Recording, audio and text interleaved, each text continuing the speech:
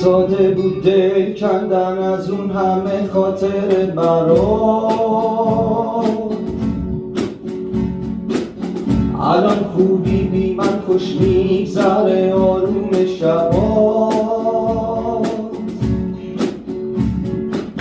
توی دستای من گل نبود بود شد، شیرین بود خندگات زندگی نور شد. گیر کردم تو شبی که گفتی باید جداشیم،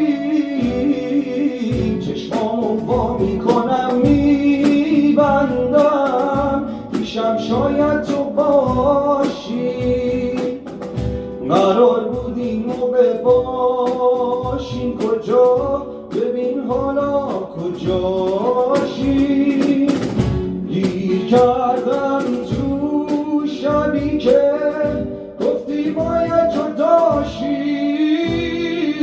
چشمامو وا میکنم میبندم پیشم شاید تو باشی. قرار بود این موقع باشیم کجا، ببین حالا کجاشی.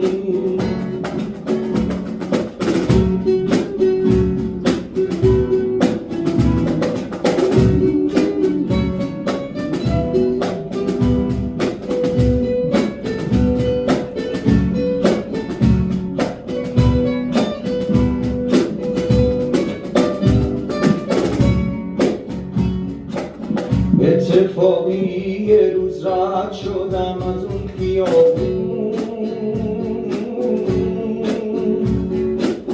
دیدم اتیق زدم که پیر شدیم ما هر دوتامون.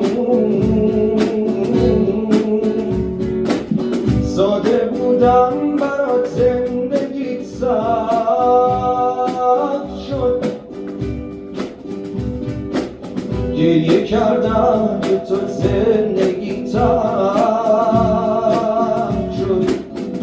دیر کردم تو شبی که گفتی باید جداشیم،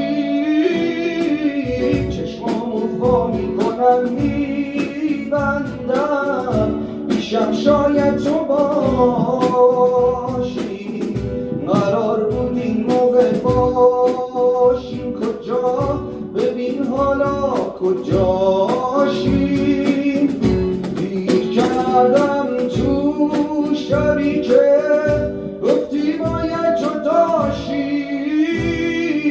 چشمامو وا میکنم میبندم پیشم شاید تو باشی.